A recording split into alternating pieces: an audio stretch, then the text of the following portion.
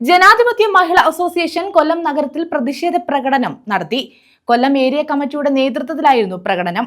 മതപരിവർത്തനവും മനുഷ്യക്കടത്തും ആരോപിച്ച് ഛത്തീസ്ഗഡിൽ BJP സർക്കാർ ജയിലിലടച്ച കന്യാസ്ത്രീകൾക്ക് നീതി ലഭിക്കണമെന്നാവശ്യപ്പെട്ടായിരുന്നു പ്രകടനം.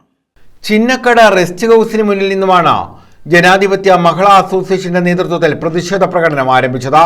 താലൂക്ക് ഓഫീസ് ജംഗ്ഷനിൽ സമാപിച്ചു. മതപരിവർത്തനവും മനുഷ്യക്കടത്തും ആരോപിച്ച് ഛത്തീസ്ഗഡിൽ BJP സർക്കാർ ജയിലിലടച്ച കന്യാസ്ത്രീകൾക്ക് നീതി ലഭിക്കണമെന്നാവശ്യപ്പെട്ടായിരുന്നു പ്രകടനം സംഘടിപ്പിച്ചത്. ജനാധിപത്യ മഹിളാ അസോസിയേഷൻ സംസ്ഥാന പ്രസിഡന്റ് സൂസൻ കോടി പ്രതിഷേധം ഉദ്ഘാടനം ചെയ്തു.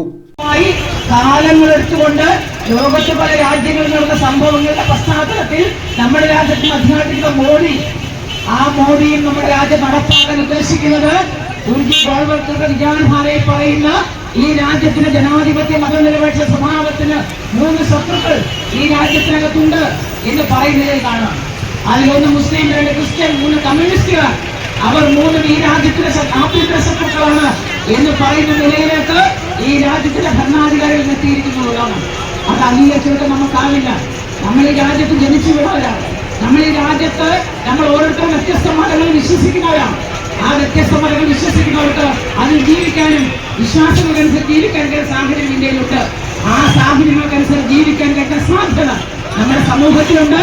ആ സാധ്യതയ്ക്ക് വേണ്ടി ജീവൻ കളയാൻ ഈ രാജ്യത്തിന്റെ മതനിരപേക്ഷ നിലപാട് സംരക്ഷിക്കാൻ ആവശ്യമായ നിലപാട് ഈ രാജ്യത്തിന്റെ ഇടതുപക്ഷ പുരോഗമന പ്രസ്ഥാനങ്ങൾ ഉൾപ്പെടെ ഈ രാജ്യത്ത് സാധാരണക്കാർ സ്വീകരിക്കുന്നുണ്ട്. നിരവധി സന്യാസിമാർ ഉൾപ്പെടെ മാർച്ചിൽ പങ്കെടുത്തു. സംസ്ഥാന എക്സിക്യൂട്ടീവ് അംഗം പ്രസന്ന ഏണസ്റ്റ്, CPM ജില്ലാ സെക്രട്ടറി യേസുദേവൻ, AAH കോൺഗ്രിഗേഷൻ പ്രതിനിധി sister Agnes Mary, Binsy Mary, Reji Mary, Sneha എന്നിവർ പങ്കെടുത്തു. പ്രകടനത്തിന് സുജാത രതികുമാർ, ദീപ തോമസ്, ഗിരിജ സുന്ദരൻ, ഷീബ ആന്റണി എന്നിവർ നേതൃത്വം നൽകി. ന്യൂസ് ബ്യൂറോ, കൊല്ലം.